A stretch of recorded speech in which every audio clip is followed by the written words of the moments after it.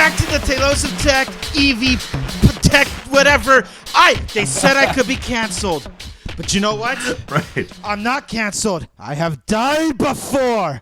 You will not stop me. Oh, I man. will become more powerful. He's got center stage and everything. You will not stop me. I will... Sage He looks Vasquez like a rapper. will become more powerful than either of us. Why is there a sword? Oh, my God. Wow. Why do you have a rape? I feel poster threatened that right now. was- I that's have like a died scabbard almost? before, but the dark side of the Force is a pathway to many abilities some consider to be unnatural. You will not stop me. Sage Vasquez will become more powerful than either of us. Use your Force. Strike me down and fulfill your destiny. It's only natural. like Yoda. You canceled me. I wanted revenge.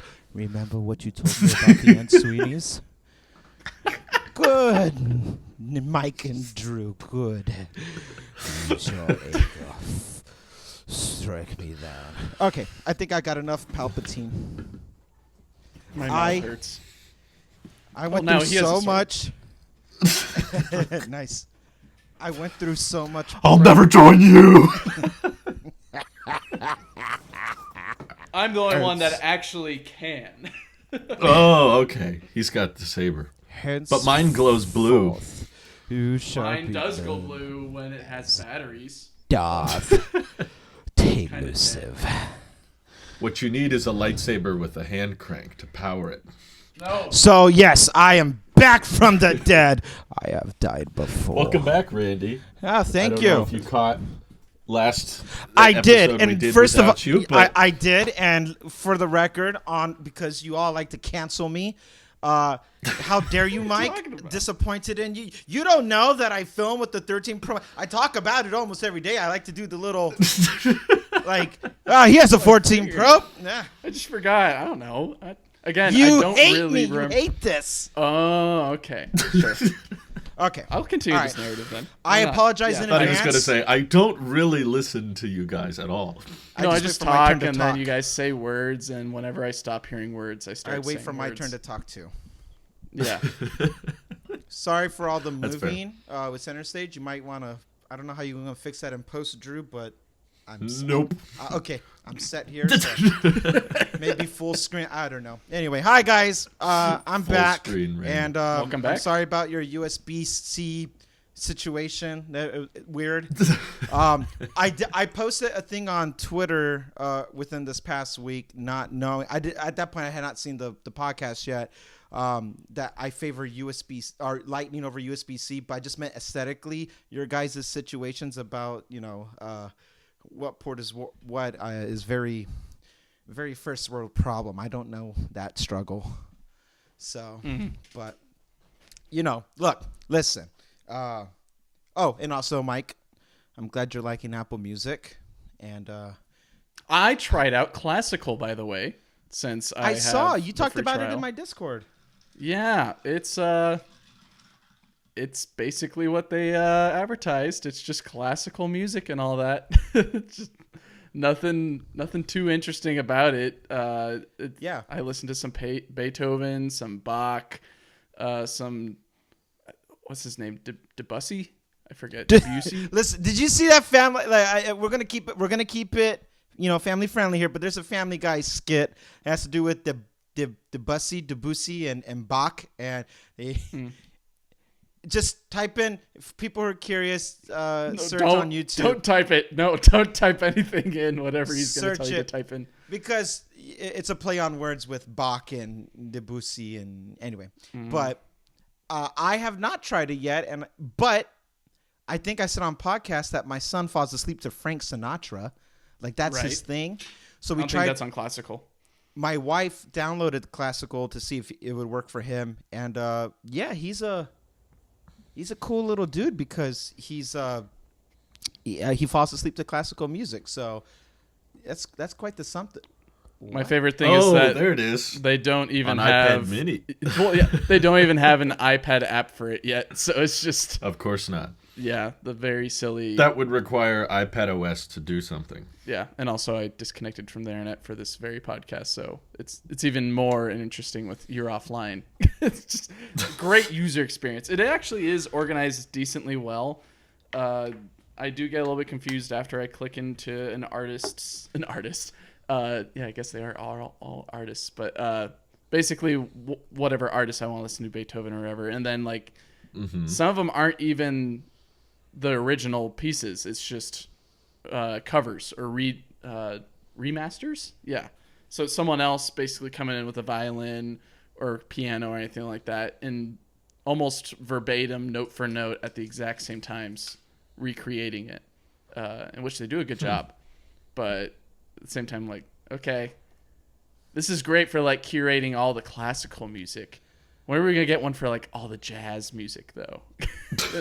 I saw the video about why that might exist as an independent app, and it does make sense about the how, because classical music is obviously, it's a different and I wouldn't even call it like a different genre. It is its own thing, and there's limitations that you can do. For example, I can't upload a single track longer than, I believe, like 11 minutes. I have a time limit about a single track that I could upload to Apple Music, Spotify, etc. And some of these old classical pieces can go on for like 2 hours. So it has its own like algorithm. It has its own thing, yeah. And it wouldn't make sense to put it on Apple Music when Apple Music would just probably take like Fair Release, for example, is public domain. Any of us can write it, play it. Yes. We can put it out there, and people have done it. They've done it as disco things or techno or what have you, and so when you search it, the experience isn't really there, because you might get my version, or you might get Drew's version, or you might get Mike's version, but you don't actually get the way it was intended, the way it was written, like, and not by written, by like actually like on the sheets of music, which is its own thing as well. So once I saw that video about Apple Classical, about why that's a thing, it makes sense. It's very niche for that group of people who do that, who study classical. I was trained classically very early on for a little bit. Like I did it for a few years. It's intricate. It's very intricate, and it's even above my pay grade, so to say. So it's cool. All that to say. Oh, really quick, I'm putting this away. This is my this is my Marine Corps non-commissioned officer sword. So that's what I was using for the prop. I staged before we got started. I got a bathrobe. I've been using it for a couple weeks now. I've been using it for a couple weeks. Here's my thoughts. A couple weeks now, and I have some thoughts. You have to be either a corporal, I think a corporal or sergeant to get one of these. But anyway, so sorry for. I think I started that meme, by the way. I think that was. I appreciate you doing it with your. What video did you do that you joked about it? I've had it for a couple of weeks now. I thought it was a tweet or something. No, it was one of my viewers that commented it, and then I reposted it, I think. No, you made a video this week about it. About the old... About what? I don't know. I remember making a meme about it at some point, but I've got no clue where I got it from. I know what it is. It was your desk setup. You're like, hey, the first one that's not sponsored by anything, and then you did something, and then you're like, so I've used this setup for a couple weeks now, and so yeah, I remember now. Oh my god, I missed you guys. Wow. This is the first time I missed you too. I'm talking to you guys in lifetime here. We didn't really like pre-warm up. This is my. We didn't precondition the battery before starting. This is it. I missed you guys. I'm having fun right now. It's been a big week for me. Tell me. Like, I did something that I thought was impossible. He upgraded to the iPhone 14 again. No. Again. I changed my email address, which was way more complicated than it sounds. I'm sure. You'd think that's a simple process, but oh my god. It is. I'm still doing it. I was still working on it this morning after starting the process What a happened? week ago. Did you get spoofed with or did you get like bought it with ads? Yes, and brands. I think that's my next go-to recommendation. I've learned all the ways to not run a YouTube channel after all these years. I can't say I've successfully run a YouTube channel, but I can say I've found 1,001 ways how to not run one. And YouTube encourages you to do this. They have a little section in the About page that says put an email there for business inquiries. Yeah. Don't do that. Don't put an email there, because once it gets in this weird, impossible to get out of brand database that just associates you with YouTuber that makes videos about anything. It doesn't matter if it's tech. It doesn't matter if it's, I don't know, travel, coffins. Makeup. Kind of like what Marquez did, reviewing a coffin, all that. That'd be interesting. Taylor of Tech reviews a coffin. It's not worth it. I actually got really stressed out watching that video he did, because I was like, oh, you're letting in the floodgates now. Mm-hmm. Because just from the sole purpose, I think Snazzy Labs is doing a channel for this, or was going to do a channel for this too, where they just say, what if we said yes to everything? It's like, don't encourage these people. Like, you're making them stronger. Yeah, like you're giving all these crappy brands that make crappy products all this power now, because they feel like, oh, it only takes what? Like, you made it all worth it to them. All the spam, all the rapid fire, all the spray and pray approach of, let me email like at mass volume as many accounts as possible. And there's these databases that once they recognize you can review a product, you can never get out of that database. It's impossible. Once you get on an MKBHD video, that's equivalent to like getting on Shark Tank. Whether you get the deal or not, that's I would say it's better. It's absolutely better. It's more. It's because it's more specific, and now either Marquez doesn't care, or he didn't think that one through. I don't know, but it's probably a little bit of both. A little bit of both. Yeah, because he has. Do you think he goes onto his email person like, oh no, he has a whole team. He has a whole management company. I'm getting bombarded like this, I can't imagine what he's experiencing right now, because it was getting impossible. I had a personal email and a work email, and the work email got so insanely bombarded. And at one point, I don't know if this is Nick's fault, but at some point, yes, it was, that my more personal email was associated with the podcast. And I'm basically I have no access to that email anymore, so don't email it if any of you out there have it for whatever reason. It's that it won't be seen by me if you send anything to that address. But for many months, I was getting emails that all started with "Hi Nick," and then a pitch for a brand or a sponsorship or whatever. And for the past couple of years, I just kind of put up with it, because I would get real emails that were actually intended for me, that were for personal stuff or for accounts that, Hi, Nick. Like meet local guys in your area. Right. Right. Some of the emails I really needed to look at, but they were covered by 10 to 15 brand emails a day. But something changed in the past couple months where I was getting 40 to like 60 business emails that clearly had no idea who I was. I was just on some database, but they were like, "Hello, Talos of Tech. I love your videos. They've inspired me to build my own PC. Would you like to review this, and that?" And I'm like, "What? You're not watching those videos." I could tell. Like, what? I'm just trying to visualize if that was truthful. It was like, what? You hated my videos so much it made you want to build a PC? I saw your recent video on V4 superchargers for Tesla and why they're so overrated. Yeah, and the video that I make is in a different font in the email. Yeah. I saw your video on the first desk tour with no sponsors. And I thought it was great. Would you like to consider?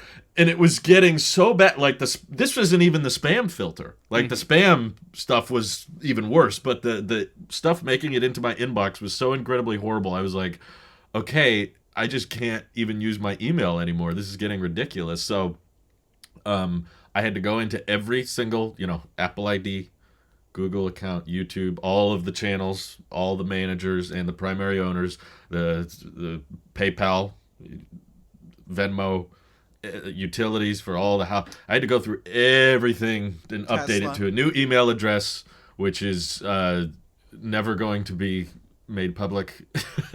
I don't know I don't even know how the last one got public. I guess maybe did a Cernan Sweeney slip?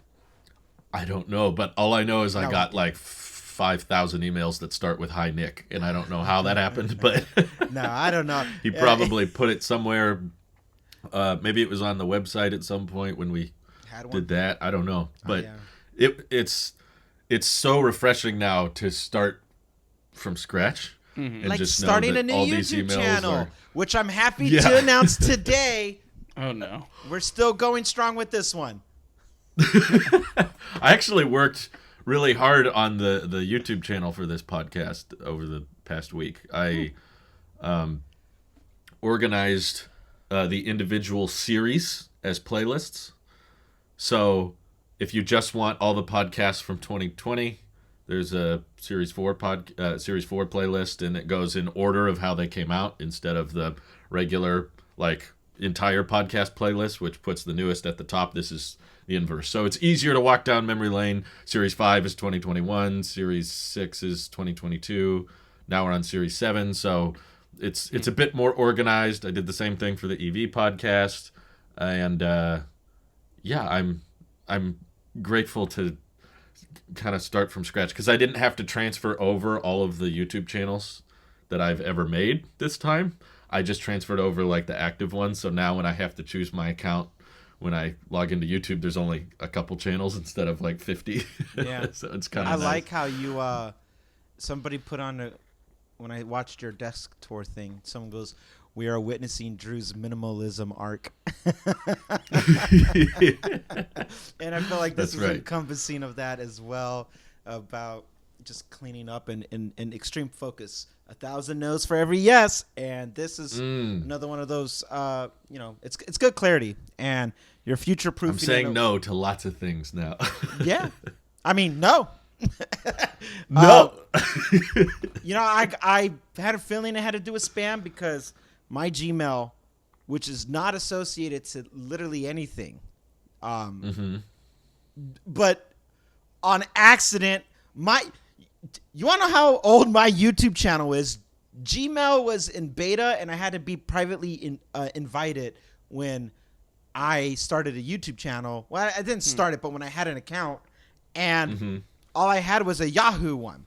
And that Yahoo one has long since been compromised. I don't even care about that one. And its sole purpose is, it's the catch-all for all, subscription emails and blah, blah, blah, blah, blah. But my Gmail, the one that you guys know, is not the audience, you two. And that one is not linked to anything except maybe PayPal, Venmo, or something like that. Very, very, and I'll stop right there because I don't know how far it is, but the point is very, very minimal. It has no affiliations to my actual banks or finances. I had emails initially because of my paranoia, and knowledge is kind of imprisoning. It can be crippling. Knowing what I know about cybersecurity, I created cursed with knowledge. I created an email for every bank, every something, every social media.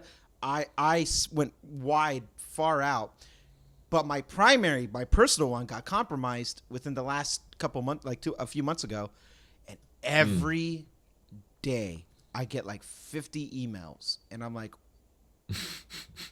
no. So no, I don't know. I have a fallback alternative that I might use, but the paranoia is that not the paranoia. The annoyance that I have is that it's very unminimal. I have no exaggeration, at least maybe 15 emails, maybe more. Going indie has its own email. Like everything has its own email, and it's all consolidated on my iPad. So I open up iPad and I go to the Gmail and I and I just look at that, and my phone is just clean, alone. Yeah. But now I'm at the point. I'm one step behind you, Drew.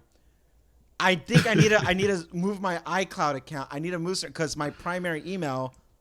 Apple made it surprisingly easy, though. I'll admit. Thank God. You can go. Right. You can go to the Apple ID website and just say, "I want my Apple ID to be associated with this email address, not that one." And they're like, "Okay, but you'll have to hit yes on every Apple device." They're gonna go, "There's another email associated with this phone number. Oh my God!" And it panics every time I put a SIM into another device, oh my God! Yeah. It just freaks out. Google does that too. Anytime you log in on anything, logs into Google. We noticed some unknown materials. Something's going on from your IP address. Is this you? Not even IP address. Usually, sometimes it's like someone logged into your device or your email in LA. Was this you? It's like, well, I just did it here, and I just got this email. So, yes, it was me in LA accessing this email. Sure, why not? Maybe I'm just ignorant, but I feel like we have way too much cybersecurity on most accounts. Like, it locks grandparents and parents out of their own accounts all the time because they can't remember their dang passwords, and all the dang, I have to make security questions for my garbage bill. It's like, who is trying to pay my garbage bill? Let them. If someone wants to pay it, like, go for it. I don't need to cyber secure all this crap. That's not real cybersecurity. That is an illusion. That's just them trying to make it harder because these... Why make it harder to pay your bill? I don't to keep face, to be like, hey, look, we care about your T-Mobile account. So, someone's trying to sign in and pay your account. They take my garbage. Take it. What Please face do they need to save? No, real cybersecurity will be when you log into your bank for the first time, and I think every bank should be doing this now. I'm sure they do, that they have to send you some type of another form of verification, and some of them require you to call. USAA, which I use for auto insurance. I tried going through Tesla when they came out to Virginia. I was like, let's take a look. I got a quote. I know this is more EV, but for the sake of tech, here we go. USAA does a voice recognition authentication. And me, knowing what I know, I'm like, please, let me try it. Let's see how this works. So I go in and I try it. I don't know if any of our listeners are USAA members, and if they are, I'm curious if any of you guys have used the voice authentication. But it has you like... present yourself. You have to announce yourself. And this is Randy. Hi, my name is Randy. Yep, that checks out. Ding. I wonder how sophisticated, knowing how compressed the typical phone call is these days over the, It's done within the app. It's not a phone call. It's done within the app. Oh. So still, they're trying to use an authenticator. Like, oh, you mean AI, whatever, of of Trump and Biden and Obama doing something, and they're like, okay, right. Because voices can't be faked, right? Because voices can't be faked. No. Hang on a second. Am I back? I was thinking, yeah, you're right, back. I was thinking, Randy, when you were saying voice authentication, I thought they're just gonna make you list off like what they say in Captain America: The Winter Soldier, or not Winter Soldier. Civil War. Hail Hydra? No, with Zemo being like, longing, rusted, I was about to say Hail Hydra. Daybreak, furnace, 9. They did that in the Mission Impossible 3 to emulate Seymour Hoffman's voice. He has this big sentence. Yeah. Like, the white rabbit jumps around the quick brown fox jumps over the lazy duck, something like that. I like how you almost got him. You almost had his voice. Oh, well, he's very easy to emulate. Just speak monotone, I guess. I know, but I can't do the. Well, you know what? I can't. See, I don't have that. Where's the rabbit foot, Ethan? I love it. I love it. That's good.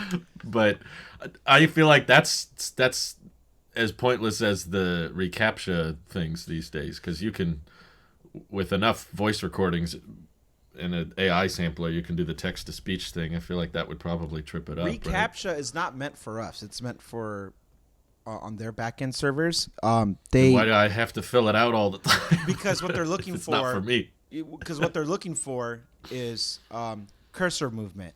The human movement of scrolling the mouse from point A to point B, and that's your destination right there. To click on something click on fire hydrants. They don't care if you get it right or wrong. What they're looking for is for the imperfections of how the cursor goes from here to here. A computer or an AI, a bot or whatever, would go from here and a straight line there, and it would stop. It's specific, like That feels very like precisely. it could be faked, though. I mean, I'm not an engineer, but that seems can like be, but that's why you do more than one input. You do more than one input to scroll, click. They're looking for speed. They're looking for timing, and they're looking for the shaking. mouse is like. Yeah. wee. Typing the reCAPTCHA Then how like come 20 if times it's and not- failing. Yeah, why is it? It doesn't matter what you click. It still denies me sometimes. Like, check all the boxes with the stoplight, and I'm like, is the pole part of the stoplight, or is that just holding the stoplight? The sweat beads. I guess I'm a robot. Because now. at that point, like, how are you gonna ask me if I'm a robot? You the robot. Don't ask me. Yeah, that's the funny thing. We're spending our days trying to convince robots that we are not robots Wow. and failing. GPT-4's out here making the Pope look good in his new drip. As I saw, he's like walking around with a chain and his swag. Hey, swerve. Yeah, AI as a whole is just weird. So, anyway, Apple event, huh, guys? I called it before anybody posted anything. I freaking called it, and I What did you call? There's no headset. Oh, okay. What are you talking about? That answers my next question. It's right here. Oh yeah, I was out of like, my well, face, since Mike. they made the announcement, we should probably run the panel, see what you guys think is gonna happen. I know what Randy thinks now, but he's Team Quo. I'm curious if Mike is Team Gurman. All right, and then I want to hear you too, Drew, at the end of it. So go ahead, Mike. Okay. So if I recall, was it Quo said that it's not happening and he's a supply chain analyst, but not Yes. happening being the headset.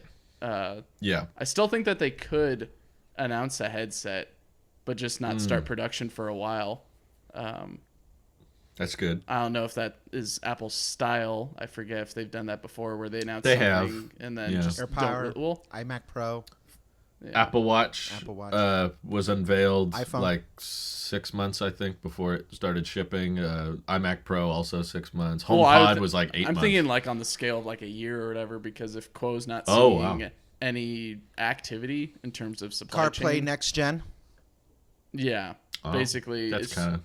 I guess that's a really good one then. Yeah, except that's more like software and this is more like hardware, but it could go that AirPower. way. Do you think they could do like? I've seen some people pitch that maybe because Quo said it'll be really limited production or really low volume, like they could just do dev kits this year.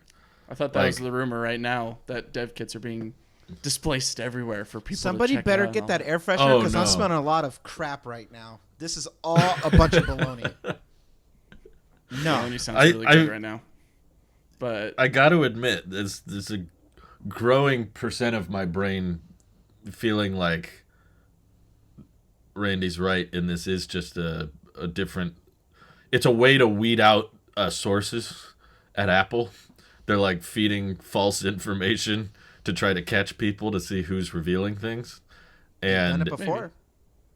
it sounds just so out there. It just sounds so ridiculous. But Bloomberg's gotten so many things right simultaneously while they've been leaking all these things. So that's why I'm like, well, if the goal is to weed out the leakers, it's not going very well, obviously. I think So- my optimistic side of my brain is saying we probably might see mention of it hear mention of it and see some sort of prototype or something like that. But I don't think it's going to be like, and it's coming in 6 months or 8 months or anything like that. I think this is going to be like, yes, the rumors are maybe true that we've been working on something, but that's for another time when the Mac Pros and the M chip come. So that you think they'll tease it but be really light on details? Yeah, it'll be very much just like any new EV that gets announced. It's like, it's going to get up to 300 miles of range, but in this case, it's going to be like, you can get up to 3 hours of battery life without having to plug it in, and you can do all the fun VR games. I don't know. Whatever. I think it... Do you think they do that after AirPower and how Yes. well that went? Because it's been a while since AirPower at this point. That's We need true. another it slip has been up. a minute. So I think Yeah. the headset is probably... It could be that slip up, but who knows? We need another slip up. I love it. We haven't had enough they need it. recently. Now, So, yeah, just I'm a little bit more optimistic. trying to about it. visualize battery pack belt buckles and $3,000 to $4,000 for like 2-hour battery life, so that you can use, the iOS home screen on your face. That's what most of the reports are pointing to. I'm just like, if Apple was to push a fake story, this is a very good one to fake, because it does sound pretty ridiculous. And it's one of those things that I could imagine us looking back on 10 years from now and going, remember when we thought that was going to be a thing? Oh my God, whatever happened with that? But everyone was so convinced by those pancake lenses on the invite image. No, those are those arches. It's the arches, man.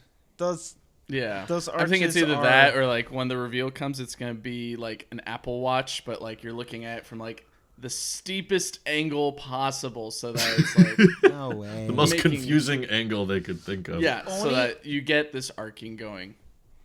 I think the only invite that was actually a giveaway was the 2020 iPhone event, because the rings, people were like, oh, AirTag, even though it wasn't announced yet. That was actually the wallpaper of the iPhone 12s. So that was the only thing that was ever like in your face about it. Dub 2018 was the most aesthetically pleasing. That's the one with the new morphic, skew morphic, combo that everyone's hoping for the redesign because they got bored of flat, and that had nothing to do with it. It's just it's meant to be eye candy, and it's meant to. It's the marketing team's way of clickbaiting. Absolutely. That's what it is. And guess what? It works every time, because every now and then they'll throw something like, oh, here's the a wallpaper. Time Flies was the one that had the bokeh balls, right? Or the background starry things.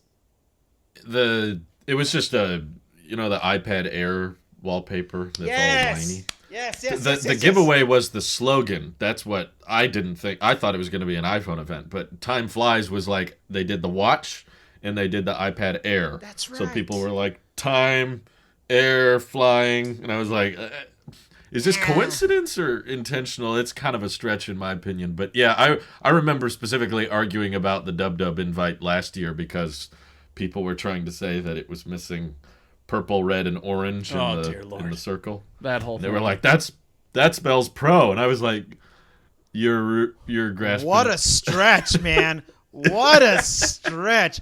Look, And I honestly think the pancake lens thing is kind of a stretch. I mean, when you go on Twitter and everyone's saying the exact same thing, you start believing it and start seeing it. No. But the picture of the pancake lenses people were referencing was just two curved lines. No way. I refuse. But I grabbed the concept art by renders by Ian. Why you bring that up? Very talented and underappreciated.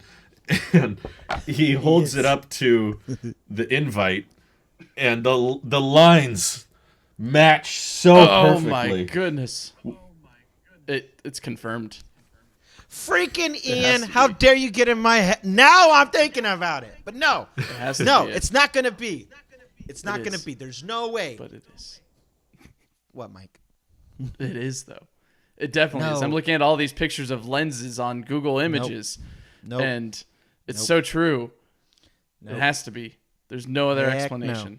Absolutely not. I'm so convinced I'll shave my eyebrows. Yeah, no. Listen, all I'm saying is that these headsets have been talked about to the point that, like, who cares? This does not fit anything. It's so unapp. Here's the thing that Drew brings up in his videos all the time. We talk about it till we're blue in the face almost every week. It feels like here, and it's still like I am Pacific blue. Worst color. Specifically Pacific blue.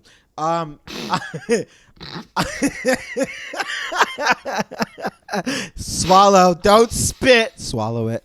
So, you miss me yet? Cancel me this time. See if you cut out this stuff. Go ahead, put timestamps in. See what Sound you like cut the out Riddler. this time. Cancel me this, Batman. Hey, diddle diddle, time for a fiddle. I mean riddle. What are we? I'm doing the Jim Carrey's one. Lord have mercy, Drew's about to bust.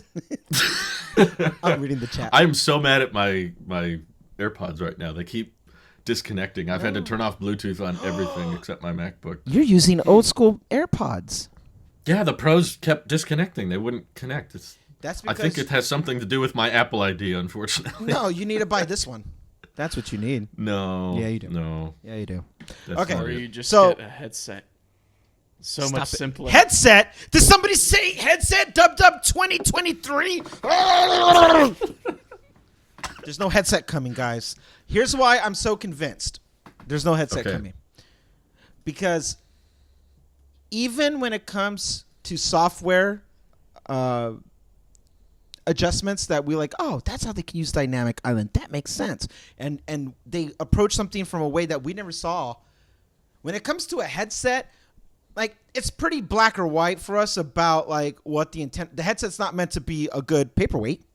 It's meant to do these VR, AR, blah blah blah blah blah. And the thing is, we don't know where the heck this thing is supposed to fit. Where does it, like, in the lineup? Add another product line? Sure. Boom. Here you go. I give you this. If there's a headset,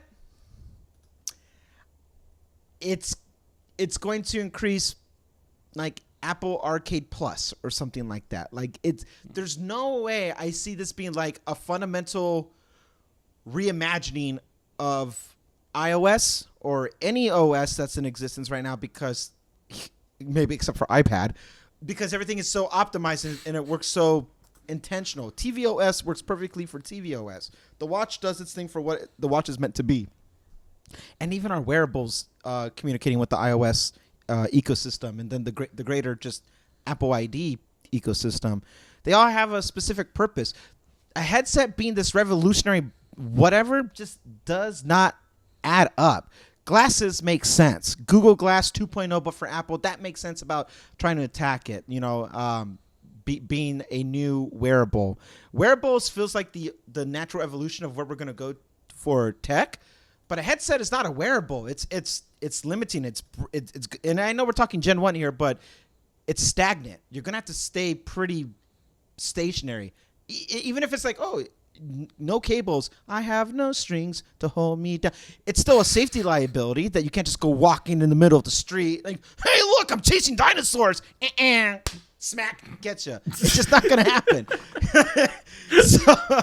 So where I'm getting at is it just none of this makes sense as to it being some great grand thing that if they're going to talk about services at DubDub, if it's all software, and guess what? Our services business is doing well, even though it pushed Johnny Ive out of the company. We don't care. We've never been richer.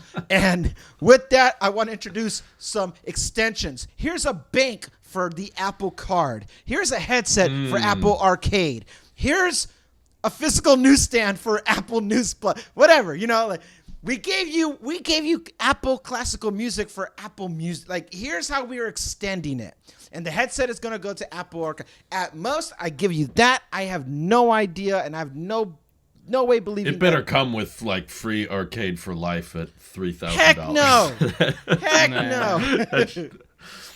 I don't think so. That's- I think, looking at the Apple website, if you just type in apple.com, I think it would slot in nicely into either TV and home or the entertainment drop-down toolbar or whatever you want to call it. It doesn't really need to be under or like be its own thing that you click on the website or under Mac, iPad, iPhone, watch, or whatever. It could just be an accessory or entertainment or TV and home, because that's what it's going to be if it is going to be anything. So I agree. I don't think it's going to be the next revolutionary thing. I think it's just going to be Apple's attempt, hopefully a good attempt at a VR AR system, and then maybe in the next decade we see something kind of like what people are dreaming of being Apple Glass, something that you can go walking around the street and not look like some crazy dude from Ready Player One bumping into poles and everything and causing mayhem because there's CGI gorillas chasing you or something.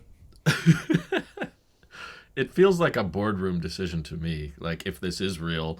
And honestly, that's part of the believable part of the leaks and rumors, is that there's all these claims that the board was not impressed and Apple's not feeling confident about it and they're like unsure about it. They're like, ugh, is this what we want to ship? Like the engineers warning Tim.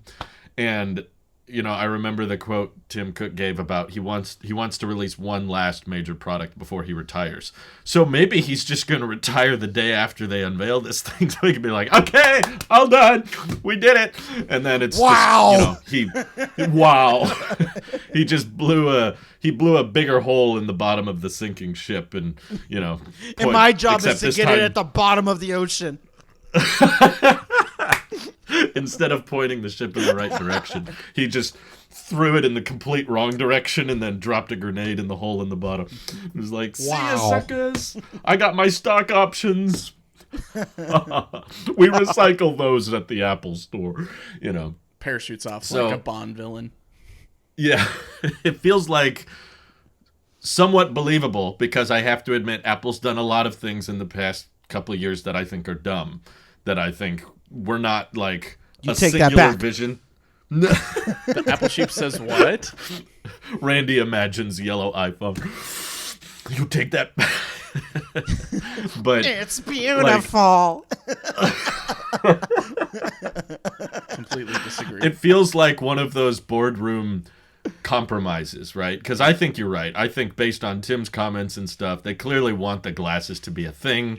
They've probably wanted the glasses to be a thing since 2016, and just year after year they're waiting for the hardware to get better. They're like, oh, maybe next year we'll have the technology to make that cheap and practical. And all the years have gone by and they're like, oh, actually, it's not cheap and practical. We still can't make this work. It's like the air power effect again. It's like, oh, we'll figure that out next year, and then it doesn't happen.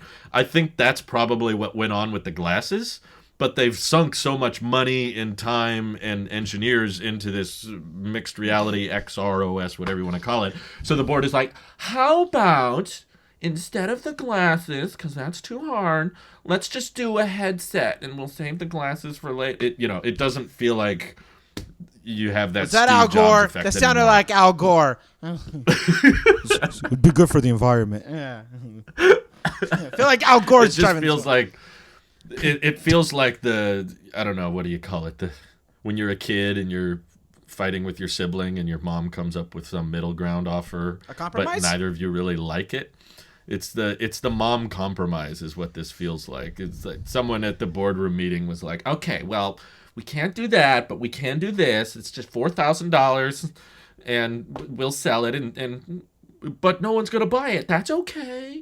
It doesn't need to sell the best. We're Apple, right? All that matters is that we have the best hardware available. But it's gone through so many visions. It's gone through so many like people's perspectives that it's in limbo, kind of like the Apple car. It's like the Apple ship, as a boat, has gotten so big that it's no longer nimble. It's no longer quickly adaptable. Everything they want to do or every direction they want to change has to be so slow that by the time you've completed the maneuver, you're already way off course anyway. So if it is real, I think it will be one of. I guess I'm a believer that it will probably be more HomePod than it is iPhone. People keep comparing it to. This is the next iPhone moment, that next big thing, and I think this is going to be more. Oops, that didn't go the way we wanted, and it just kind of finds a little niche, and a couple people like it, but not really that many. And I'm still interested to see how they would pitch it if they did unveil it. Because I can't figure out a good market for it, but that's why it would be so funny, because Apple's marketing team, I think, is basically the best in the world. They can make really tiny upgrades feel major. And how would Apple try to pitch this to the masses would be fascinating. I'm more interested in the marketing of it than the actual product. That marketing team has done an incredible job over the years with inferior, really small upgrades and really boring hardware. They've found a way to make it cool and fresh and look exciting. So if it's something as weird as a $4,000 headset, and then they hand it to the marketing team and they're like, okay, sell them on this one. Marketing team is like, okay, let's try to do this. So here's my problem with this. This is my greatest challenge. We've had so many years to sit on this. And the longer I sit on it, the harder it's going to take to convince me, because there is no reality distortion field thing going on with me anymore. I'm not going to be wooed by the marketing, because I have years of anticipation. It's already smaller than what I've imagined in my head, this big life-changing revelation. Oh, Steve Jobs and his reality distortion field. Here's the real one. Put them on, and now you're in a new. They've made fun of Meta and their Oculus. That's true. They've mocked those guys to the stock bottom of the. Those guys. We wouldn't be in Facebook's position. They mocked them. Now it could be a tactic to be so they could take market share. But the thing is, this is another way to mock them, maybe. If we were to, look, we were just these weren't even. We were meant to do glasses, and we're already going to mop the floor with you guys on some compromise. We spent too long of anticipation. I'll give you another example of how this is going to have the same problem, except we can contextualize this better. No matter what Apple does with the first generation EV car, if they do one, it's already going to fail, because I've had years of anticipation of this being, you're taking your time for a reason. It has to be good. It has to be right. And when it acts like a first gen product, it's going to flop. Man, all that for this. Maybe eventually some headset might, make logistical sense, but this one here, I don't know, man. We've waited way too long, and if Apple... Tim just wants to retire. He's just trying to get this over with. Ship it! Ship it! Just let me die. He renewed his contract, though. The thing is, I think he's going to be with Apple for 3-5 years. There's something I remember seeing on one of the board voting things on the side. I think he renewed his contract. Well, that contract, but he has a commitment with Apple for quite a few more years. And you got that Bobby Padilla plan with Apple. I'm so 25 sorry. years. I'm so sorry. If Apple would have just dropped this headset 2 years ago when it first started leaking, yep, here it is. Then we went, that's pretty cool, and let it refine and correct itself. But the fact that we're it's imminent. It's right around the corner. Just kidding. It got pushed again. And all that. The fact that all that is happening, it's you can't blue ball me any longer. I'm over it. I'm just done. The date's over, Apple. I'm over this. Sierra Blue. Stop. I was thinking more of HomePod Mini Blue, but that's fine. Oh yeah, that's good. It's a blue ball. Yeah, who knows? Who knows where this goes? But at least was it with someone was reporting on Twitter the other day that Sony's PSVR 2 isn't doing as well as they thought, of course. And And Not as far as I can tell. You're the only person I know who wanted it, and you were pretty disappointed. well, was it Ryan also from the Discord got one and then returned it too? Really? Yeah, just Oh, because that's interesting. he also had the same problems as me of just like it was hard to adjust and it was just Wow. it wasn't a good experience, I guess, at launch. It could be a good experience later down the line when they add more titles and everything, but for right now, the titles that they offer aren't really keeping people there. And a price cut is probably going to happen, which maybe that's a way for Sony to undercut Apple, is to just slash their PSVR 2 price, and then Apple looks silly. It's going to be really easy to undercut Apple on this one. Yeah. This is going to be a classic Apple price moment. But I don't know. It'll be interesting. Just keep it under $3,000. I don't know if I be told you possible. guys, I got to check out was a Sandbox VR location. If I've mentioned this on What's the that? podcast, stop me. Basically, you know how you see maybe behind the scenes with people with like mocap suits where they have like the little silver white balls kind of attached to them, and it basically they have a camera traced on them so it tracks where they are. This company called Sandbox VR, which is located in many different locations across the globe, does that, but also with a VR. So you put on like an Oculus or whatever, and you can be in the room Wow. with like, it could either just be yourself or it could be up to like 8 people or whatever. I forget. It's basically a sandbox, right? And you put on the headset, and then for the experience that I did a zombie shooter or whatever. And so like, you choose like a gun at the beginning. They give you that gun, and it's like a little model in your hands, but in the game it's actually looking like a rifle or whatever. But it's got little tracker balls on it as well. And you also have like little straps, I think, on your legs and wrists. So it tracks your arm That sounds movement. more fun. Oh, that sounds more interesting. It was so fun. I didn't get any issues with like okay, how do I want to put this? I didn't get sick at all. I felt Good. very in my element. I was running around. It was my wife. Put that in quotes on the building. Yeah. I didn't get sick. I think it was great because they give you like a defined area that you can operate in, and you're basically just sitting in there, or maybe standing there, of course, walking around shooting zombies or whatever that are in the virtual world. But you can interact with like people, so like it can tell whether you're touching someone or not based off of how close you are with your tracker balls or whatever. So like if someone dies or gets downed or whatever, you can heal them up by just pushing your hand on them, and that's it. That's How do they die though? What?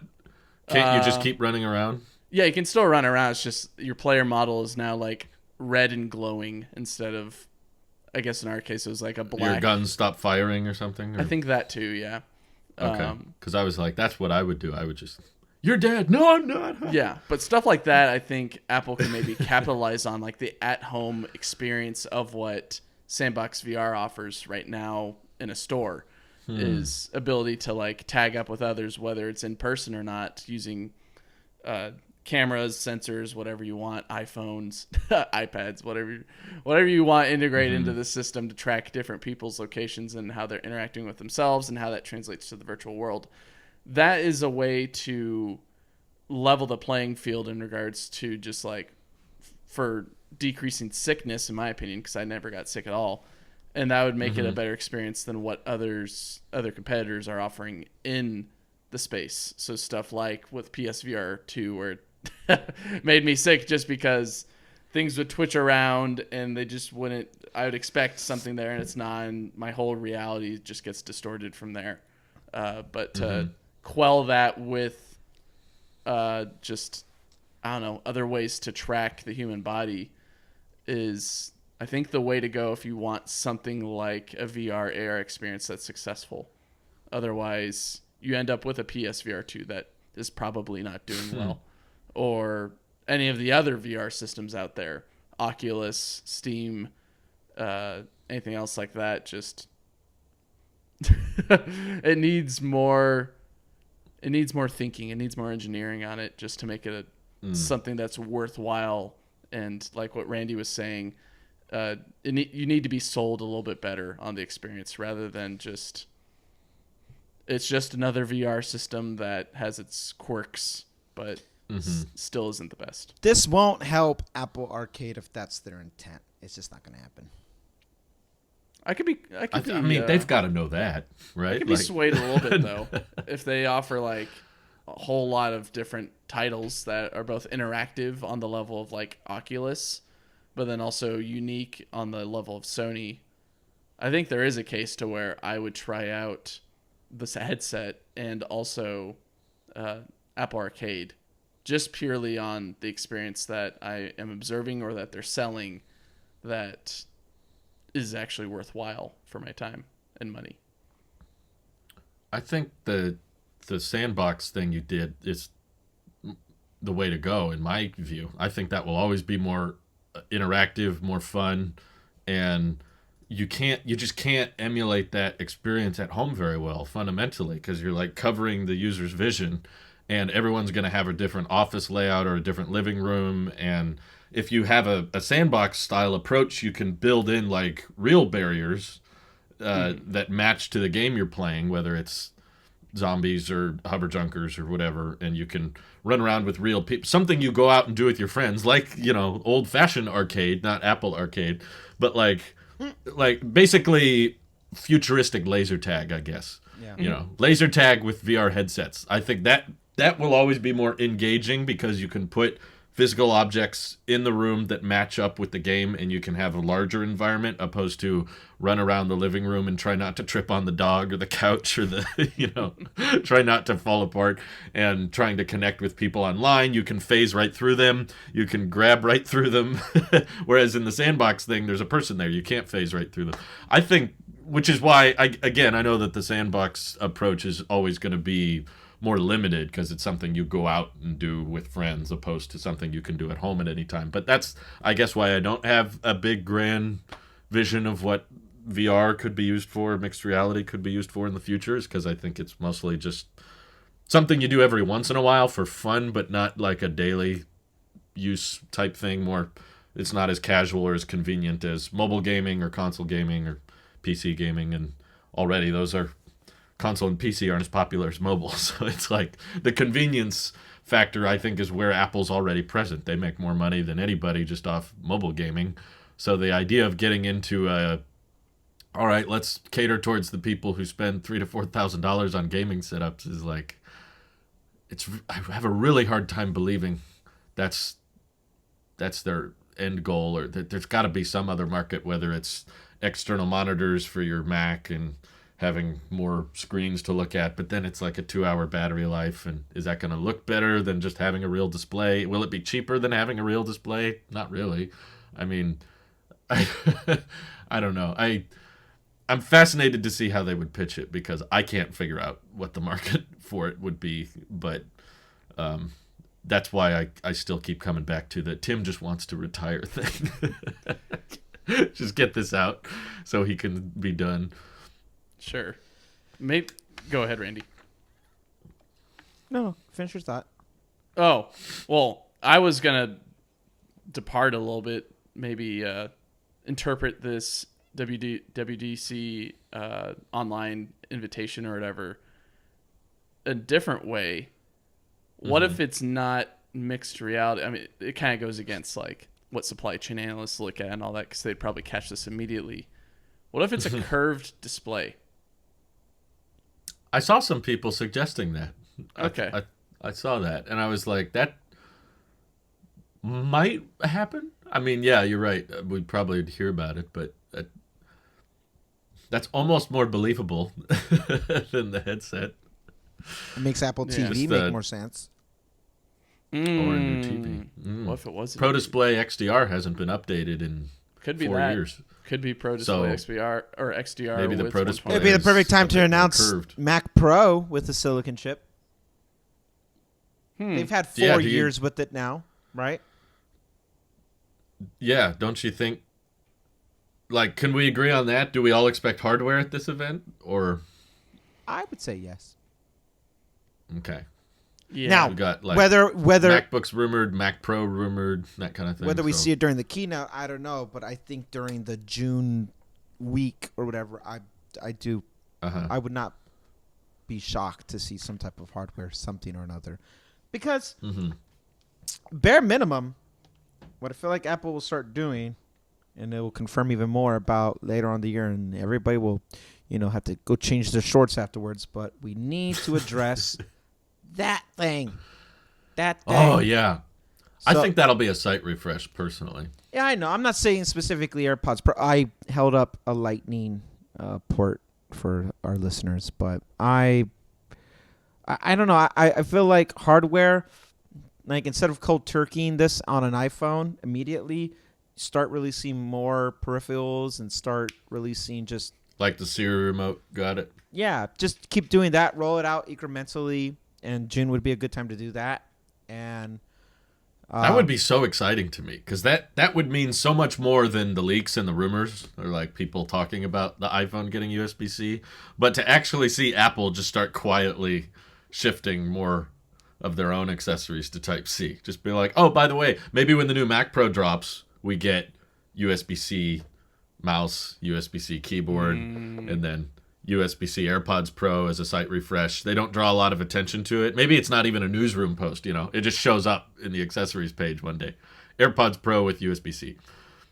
Maybe a little new badge. That's it. It's like a very quiet, I would be like, that's it. Like, why the heck would they do that if they're keeping Lightning on the iPhone? Right. Like, that would be more confirmation than any leaker or any analyst could ever say to me. It would be Apple actually switching things over and not drawing much attention to it. I would be like, okay, that's happening. So that's why I'm excited for it. Not because I actually need AirPods Pro with USB-C. I mean, I'm pretty much exclusively charging them via MagSafe or whatever, but it's more about what it would say. It's more of a acknowledgement of the time has come. Execute order. Type-C. Whatever. the attempt on the Lightning cable has left us scarred in the fold. Henceforth, we shall reorganize as the first USB-C. Well, I don't got anything USB-C. Dang it. Wait. USB-C It's all the way in the company for right. a unified Randy, ecosystem. it's not about the money. It's about sending a message. It's not about the money. Joker and Palpatine having a conversation. That would be fun. Yeah. Good. Who's going to call who? You're a freak. No, I'm not. No, I'm not. Yeah. All right, my last dub question, and then there's something else I want to ask you guys about. But there was some debate online about people being upset that this is once again, even in 2023, it's a virtual mostly event. There's people that go to the campus, but they're all going to be watching a screen, watching the same live stream that the rest of us watch. And there were a lot saying, I wish Apple would go back to the actual 5,000 people events, and they present on stage live. It's not pre-recorded. I was curious if you guys miss those days. Do you not miss those days? Do you wish they would do them occasionally for a big product announcement? I don't think it's necessary anymore. Stuff that Okay. kind of proves the point is E3 not being a thing this year and likely for saw the that. future. I was really sad. The fact that they were genuinely putting out an effort to hold the event, and immediately Microsoft, Sony, and Nintendo are like, now we're not coming. And then everyone at E3 is like, I guess we'll try to find other people. And then the other people are like, yeah, I'm not coming. Like Ubisoft and all that. It's like, oh, okay. And then after... Do not come. Yeah, after considering all of it, they're like, oh. I'm I going to guess- come. Oh. I was hoping you didn't catch that, Randy. But yeah, so it doesn't seem like in-person events are that necessary anymore. It's nice. It's a great idea, but I think we've moved on. The closest that we get to stuff like E3 is what like Summer Games Fest is and all that. So to kind of tie that into Apple, we already enjoy the events that they do virtually right now. I mean, heck, they produced 2 of them and sent them out is it the beginning of January or something like that, or the end of December? With it's just a site drop, you know. Yeah, just site drop, but with like 20-minute videos. And watch like, it. Oh, cool. Yeah, if you want to watch it, see all the cool editing you can. Otherwise, who needs to spend all the money and time when they can use that money for something else? So no. Tesla still has live events and they suck, you know. Well, they have the money for it, so they do. But they have the CEO for it. Well, yeah, they have Gets the distracted. not the ethos, the ego for it. But I don't think it's necessary. It's probably because they don't have a PR department. They realize that they don't have anyone telling them, actually, that's not a good idea anymore. You're saying that we shouldn't bring the flamethrower here and like toast the wheels of the Cybertruck? Okay. I would love it if they did stuff like that, but they never do. Just live presentations are. They're like, the reason I say I'm sad that there was no E3 is because there's always so much like cringy mistakes. And there's these great E3 compilations over the years of people screwing up on stage or not knowing what to do.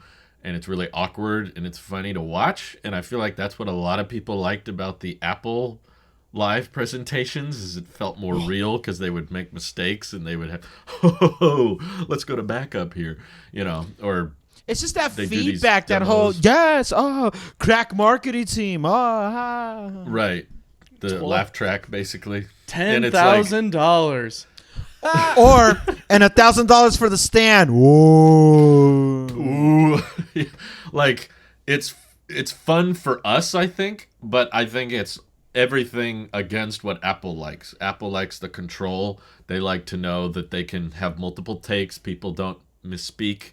People don't accidentally do demos wrong or hardware glitches. And also just the stress for the executives going up on a stage with thousands of people watching them, knowing they're going to catch any little slip up you make. It's scary for them. So I don't blame them at all for not wanting to go back to that, because I think it leaves a lot more room for error. It's a lot more stressful. They have to still practice and rehearse everything, but then they can still screw up last second.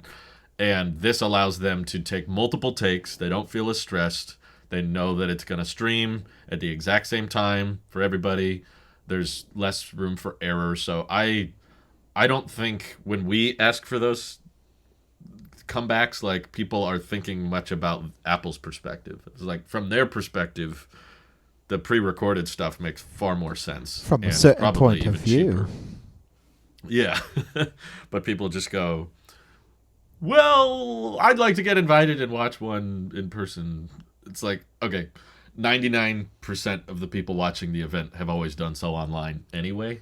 Mm-hmm. So trying to keep that experience similar for the people that showed up versus not showed up, I understand. And maybe it's because I just don't have the desire to go to these events. Maybe that's why I don't care. But other people, maybe they do have intentions of, I would love to get invited and go in person. It's an excuse someday to go into Apple Park, which is a monument in the Bay Area itself, being the giant donut in the heart of South monument. Bay. Yeah, it's a good word. It's also, people want to go inside the Steve Jobs Theater any chance they get. And so here's my take. I want them to go back to the old format, because you can use the pristine, polished, edited, demos as your ad campaigns that you do anyway. You could do it for site refreshes. You could do it for when you're emphasizing the next great camera and all that. They really do. You have the white background, some British guy talking. Like, they got that on lock.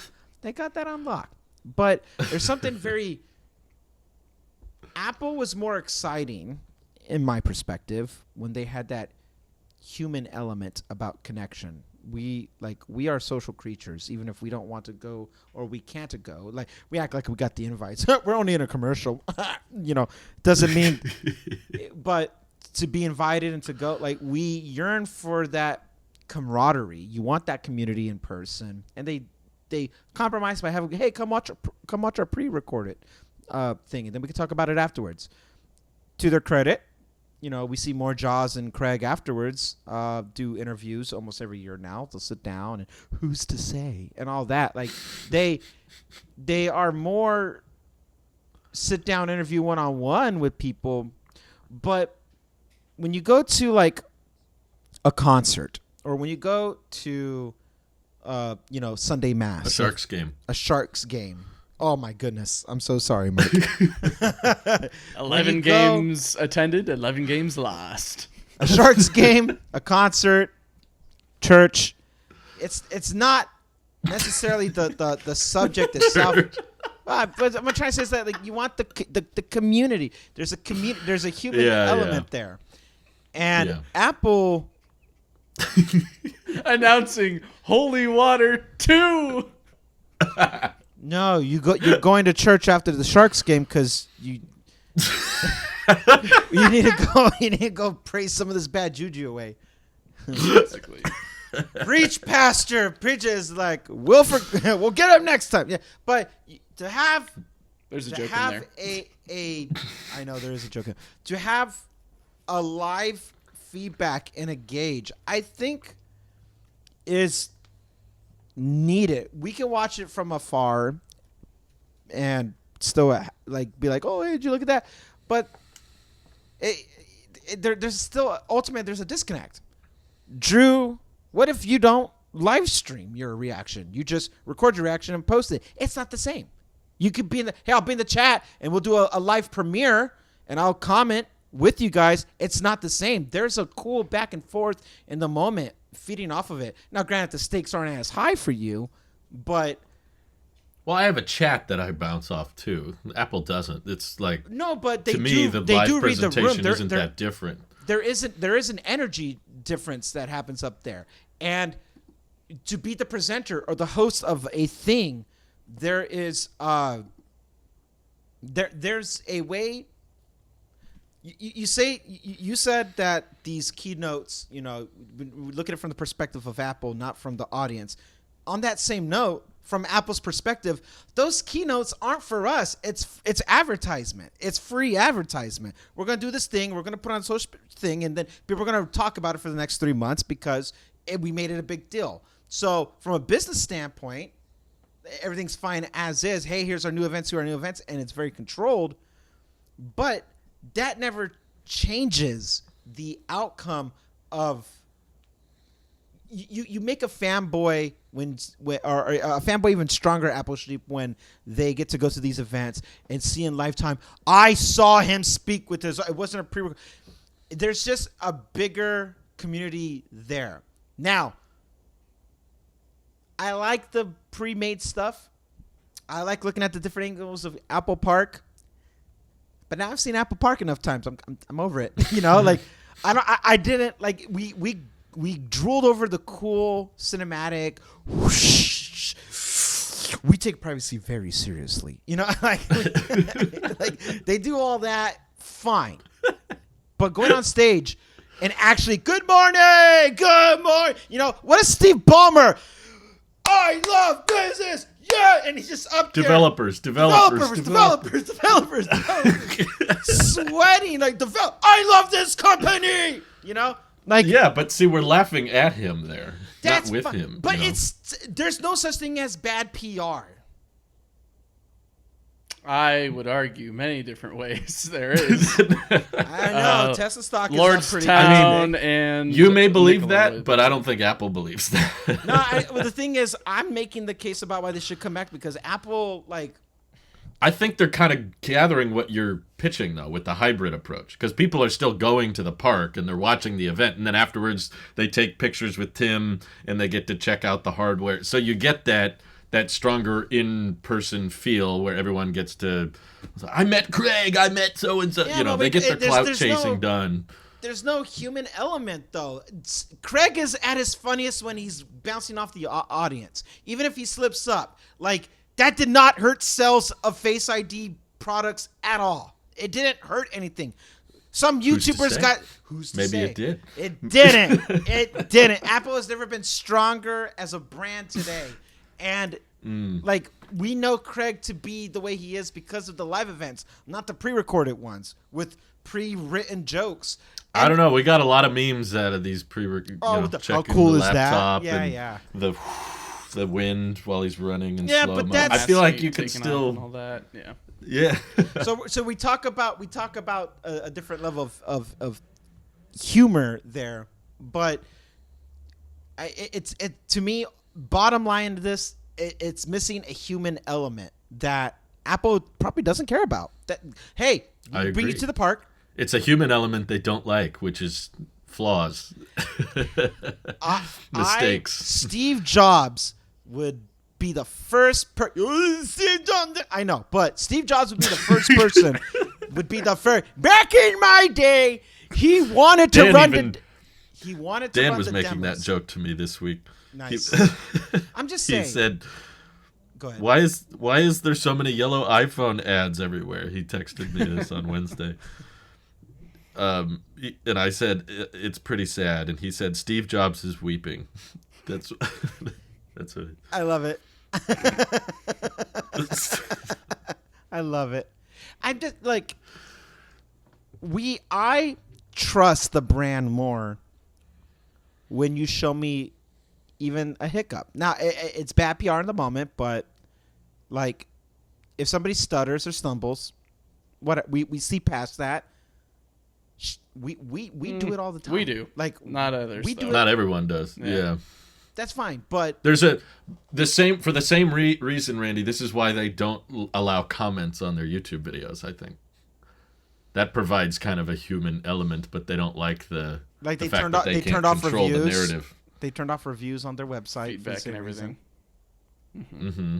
It's But- like a control thing. It's like that's a human element, but they don't like that human element. There's a certain amount of like brand over person, and I agree. Steve Jobs was probably less that way, but Well, no, now- the Steve Jobs thing I was going to say was that like he wanted to show the demos in person because he was putting his money where his mouth is. Like, I really believe in this, and I want to show you it. And be like, well, what if you're wrong? It's like, well, then the he was market will just such correct. a natural on stage too. I think I might feel differently if Steve was still around, because he Yeah. could just work an audience unlike anyone else, and he knew how to sell people on a concept. Yeah. Like, here's the new thing. Here's why this makes sense, and look at how easy it is. Look what I'm doing.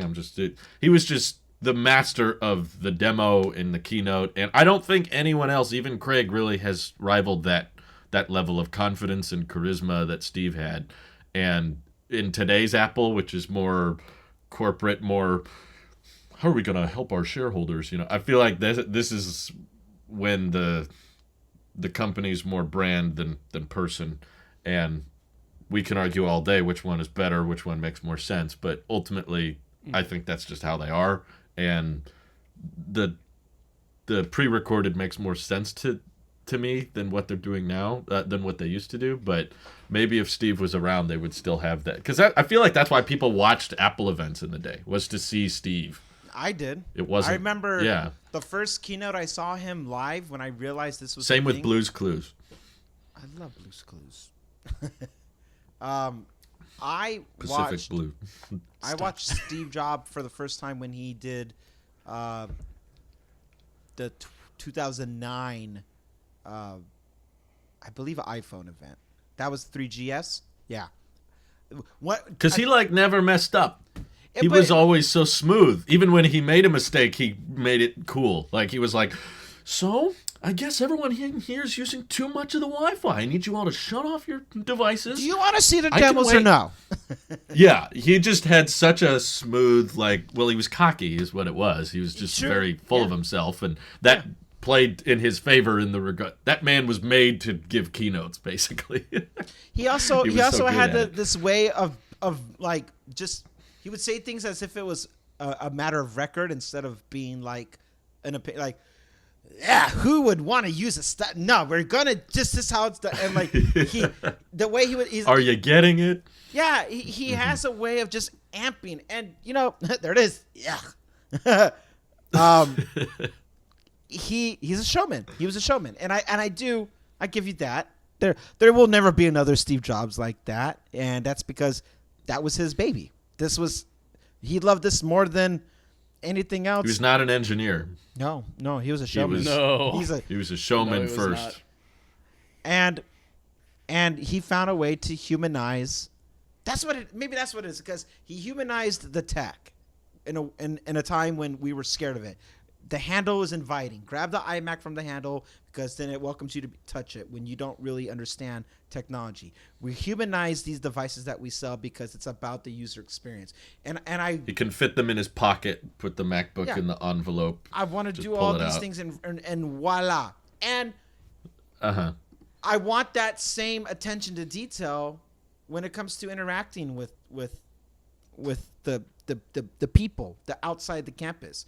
They say like, oh no, this is us to congratulate our developers and or the people who worked really hard at Apple. Quick round of applause, good job. But it's also a way to be like, hey, I'm just like you. And sometimes I'm tired of having the CD skip.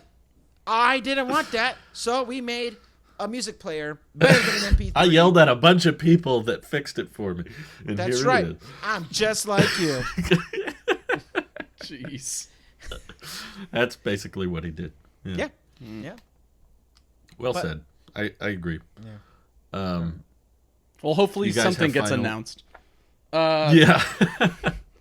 I did want to mention I did buy another product. Oh God. Here we go. It's a battery bank. I know what Specifically, this is. He waited for me. Oh. Wait. No. What? iPhone mount with MagSafe. Oh, that's cool. I was yeah, thinking of getting No, one. Mike. it's pretty nice. No, No, Mike. No, What are you Mike. talking about? Look, I got it right here. It's pretty nice. That's not what I'm talking about. What? I don't want to say it on air if it's supposed to be a secret. Oh, he's Are you no, you're talking reaching for it. about, You're talking about this? Hey. Whoa. What is that? I can tell it's an M1 Air. Yay! Wait a minute. The best deal in laptops ever. So, Congratulations. I guess I'll explain a few things. Randy, by the way, so I leaked some of this to both of the guys separately. One week, one I the other knew it. week. I think, Randy, your guess was like a Pro, I believe. A MacBook Pro. My guess Remember? was definitely a MacBook, and I said M. It's an M chip. I could not because That's a safe bet. He only showed me the corner. Well, he spoofed me. He made it look like it was the iPad for the second round. I was like, oh, he got an iPad. So he was trying to throw me off. He wouldn't but get a second iPhone. I got the curvature. I was like, that's a MacBook, 100%. He's like, oh, who's to say? It might be Windows.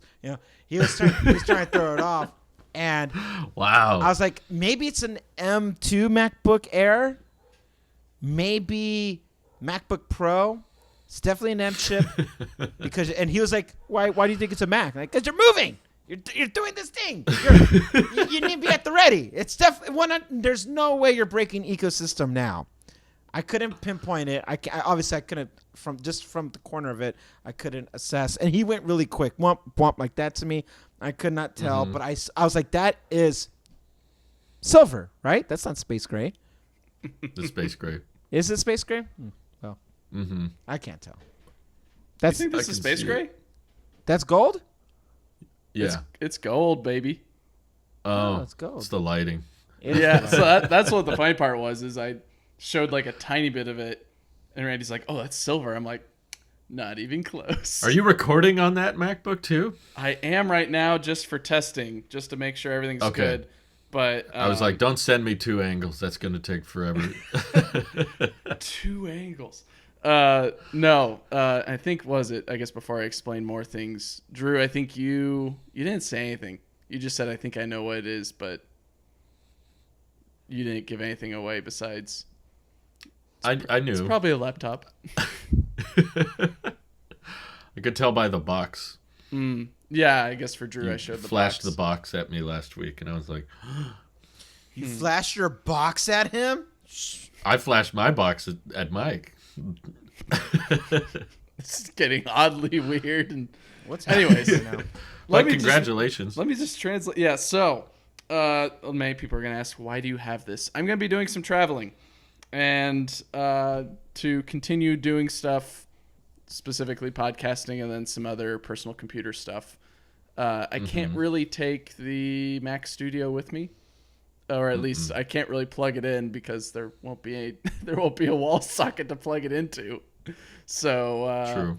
yeah, the MacBook Studio. Wow, that'd be a neat concept. That would be cool. The Mac Studio and the Studio Display are probably going to get left behind. Meanwhile, the MacBook M1, not M2, of course, as you can tell because it's gold. Yes. M1 MacBook Air. It's a 256 because I don't need anything larger in space, and also because I'd rather just get a external hard drive, which I just picked up today. Yes, much cheaper. So much cheaper, and also it's nice. You can store a bunch of other stuff. For this workflow, it makes way too much sense to exactly get the base model. And I like gold, as you could tell from the iPad Your mini. Starlight. Me and my Starlight, which it doesn't even look close to. It looks silver here as well. Interesting. So You didn't get a gold iPhone. No, because I didn't want to get the gold iPhone because it looked too yellow. And then they made a yellow iPhone, which then I thought I really don't want a yellow iPhone. So yeah, mainly got so that way I could continue doing this while traveling around. And so far, I've had a lot of fun with it. Good. I've already stealth recorded one podcast with it, and everything seemed fine. The next thing is just to make sure the audio sounds good, and that's what today's podcast was all about, was just listening to see how it sounded through the phone, because I'm using the phone as the camera and the mic. And last week I just used the MacBook Air's camera and mic. So we'll do some comparing and contrasting in the back and see how that goes, because I don't think I want to bring this giant mic with me around everywhere. I wouldn't either. That's a lot. Yeah, too much potential damage, and then also it's big and sweet. Yeah. Good call. Someone finally took my dang advice. I will credit you, Drew, because I was like, what do I get as like a laptop? And I was like, do I really need a Pro? And I recall you making, I think, maybe 2 or 3 videos me. now. I'm the owner of the M1 MacBook Air. You have an You have were. a MacBook Air? Not anymore. Oh. I rocked that thing for 2021. Oh, I don't recall that Until at all. you got your Pro. But Mike wasn't listening in 2020. I was. He was on the TikTok. Yeah, you That was give the him year that. he came on. And this is the year I leave. Beginning of the year, mind you, too. Because I'm going to get stabbed if I get anywhere He doesn't near know what Randy phone at I this have. He doesn't know what Mac I was using. Do you even know who I am? My friends, ladies and gentlemen. It all comes around full circle. Yeah. So basically, okay, I'll credit both of you, but specifically Drew is like the moment's the best bang for your buck is the MacBook Air M1. Yes. And also your bad experience with the M2 MacBook Air. I'm like, yeah, I don't really want that potential issue to occur with me where we lose a podcast just because the M2 Air couldn't do a Well, I'm glad you're testing it. That's a good idea. Like, exactly. shadow record with it to see if it holds up. Yeah, unfortunately, a lot of these travels MacBook Air. Never mind the fact that Randy was able to stream and do Logic with the M1 Air all year long, and we were there in the streams. Never mind that. No, let's talk about Drew's bad experience with the M2. Get me. I didn't know that you used Logic with your MacBook Air. I am going to scream so loud right now. My son's kids are going to hear it. Wait, Randy, do you make music?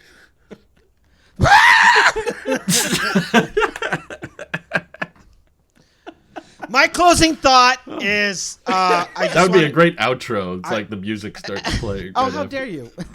I want to talk to the community for a second because, assuming this individual, his name is Chris Mueller. He said, this guy he did the iPhone switch. He's a young kid doing up and coming YouTube stuff, and his video came up on my recommendation about switching to the mini iPhone, and I watched it, and he had some thought out analysis on downgrading as well, from a 13 Pro Max to a 13 Mini. And he's like, and given everything, the state of iPhones today, don't even see the need for anything with the 14s at all. And I commented, and I was just like, hey, I first I was like, hey, I too went from a 13 Pro Max to a Mini. I went on the extreme spectrum of what the size of these phones could do, and I'm loving it.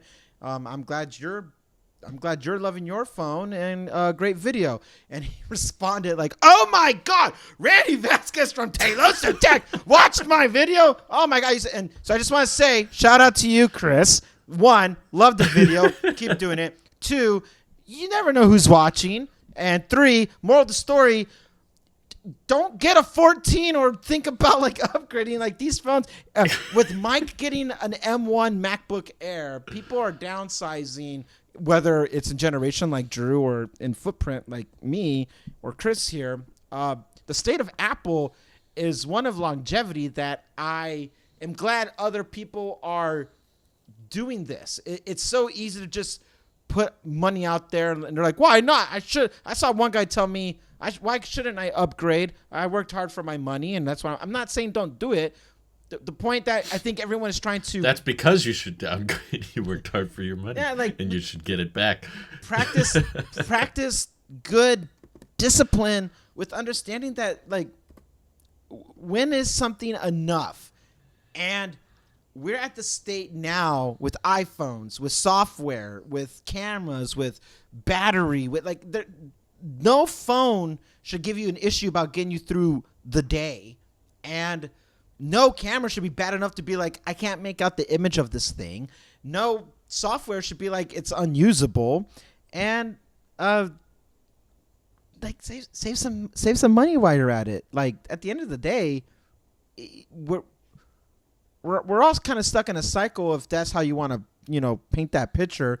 But it's up to you to decide when that lap resets again. If you're just trying to get to the next thing, then that's on you. But when it comes to any type of upgrade, and you guys are listening to this podcast, tells me that you should be enough in the know about Drew's like situations of what he does. He's showing on his either his desk video or the watches that he's doing, which I saw that you returned your ceramic watch, but with the watches, with the phone, with the iMac Pro, to even give its flowers there, that you can make these things really go the distance. He just did a comparison with his wife's phone, which is an SE2, and that is a better budget phone. All this to say that like these phones, these tech products, the latest and greatest doesn't have to be, I need to fork up $4,000 for some headset because Apple told me to.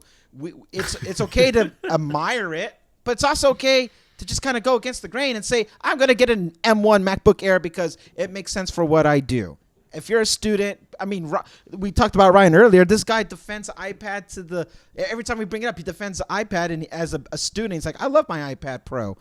Good for you, man. I don't connect with it that way, but he found a use case for it, and we're ultimately just showing that we can make everything in your life's work today. Save some money. Don't just blindly do the thing. And our etiquette as hosts, our etiquettes with sharing our experiences is to show that we're intentional with what you're doing. And if that one pause that you go, yeah, it's worth it, I'm going to do it still, at least you put the thought into it, not just blindly give Apple another $1,000. There you go, Apple.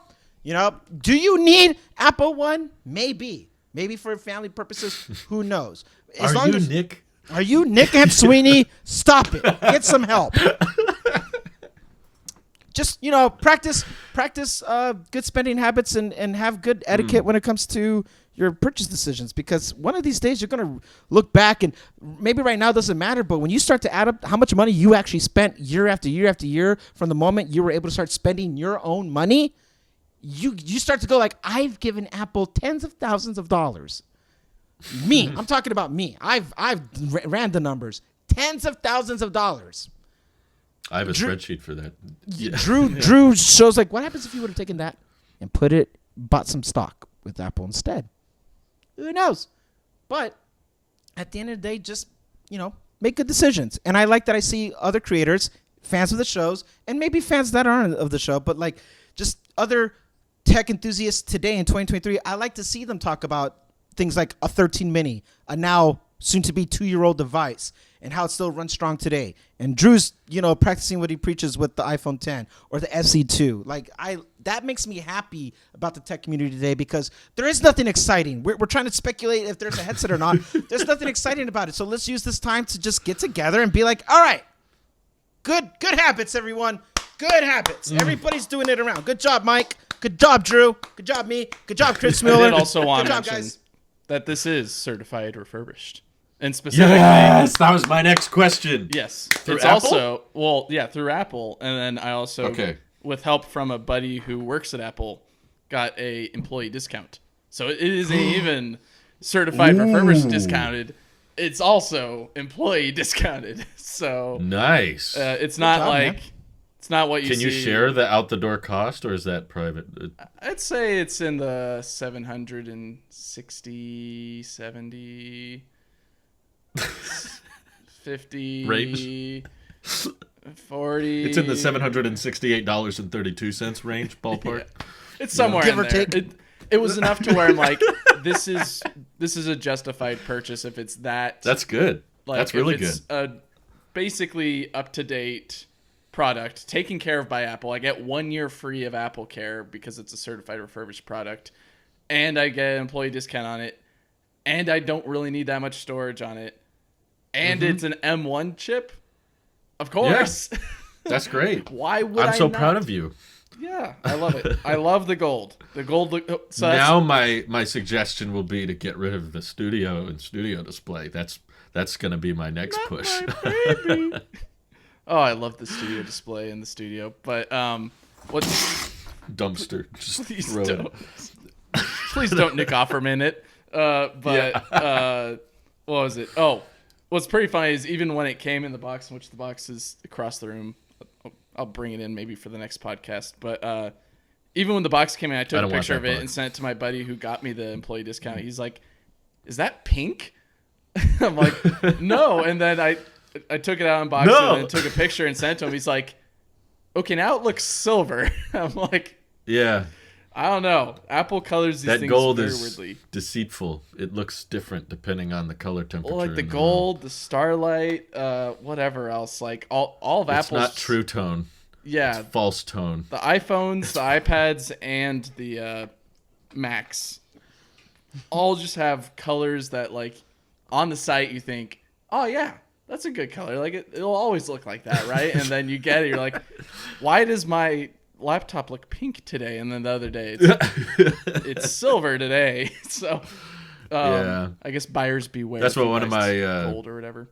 Talos of Tech Ultra members was telling me. We had a call a couple weeks ago, and he was like, there's two colors they should not mess with. You can have all kinds of weird shades of blue and gold or whatever, but black and white should just stay the same for every generation. Should just be the same, neutral, as black as you can get it, as white as you can get it. Just keep it consistent, and that's what annoys him the most, which...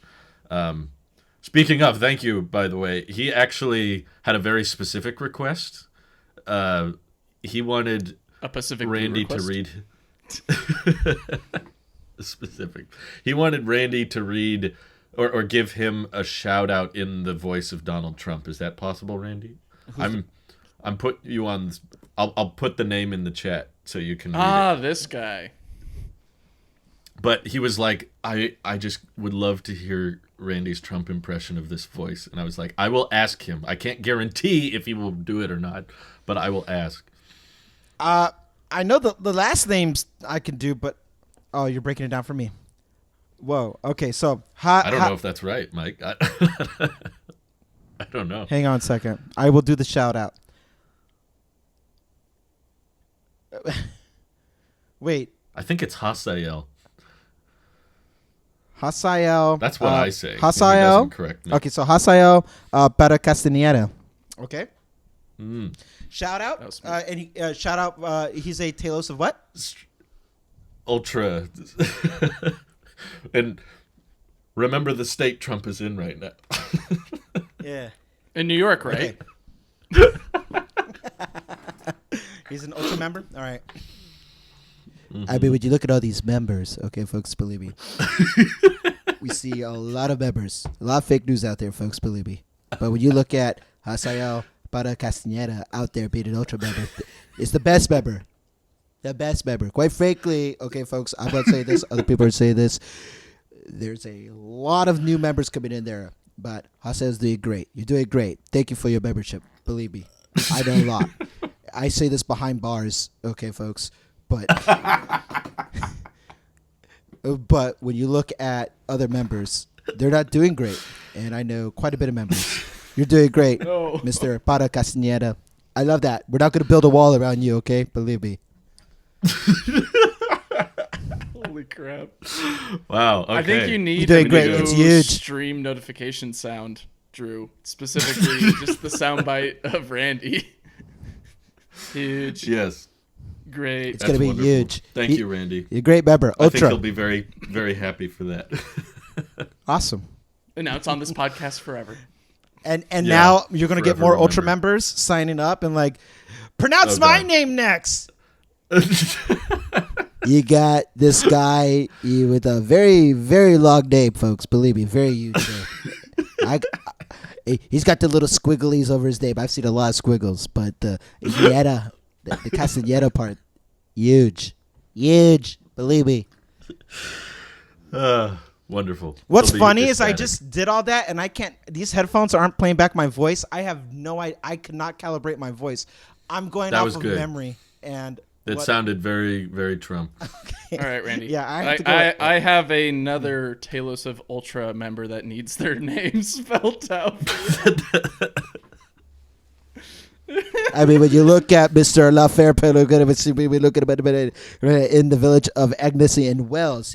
Wales is a wonderful country. In fact, I ride a lot of whales. Believe me, folks. There's a lot of blue whales, killer whales. You look at all of them, but nothing is better than Mr. Brendan Oh, Brandon Fraser is the best whale out of all of them. Mankind's great. Wow. Go, See, Dutch. I'd like to see a bot replace Randy in all these voices. That's another it's like the conversation Trump- for another podcast. Though. Palpatine. There's a few videos on that I wanted to comment on, but we'll get to that next time. Okay. Yeah, we're getting up there. But thank you all for tuning in. Thank you, Randy, for all your personalities you brought. Wait, Randy's back? today. Yeah, I thought it was Palpatine. And I we'll just catch didn't know that he was y'all here. next week. But okay. Yeah. See everyone. Bye-bye. Bye.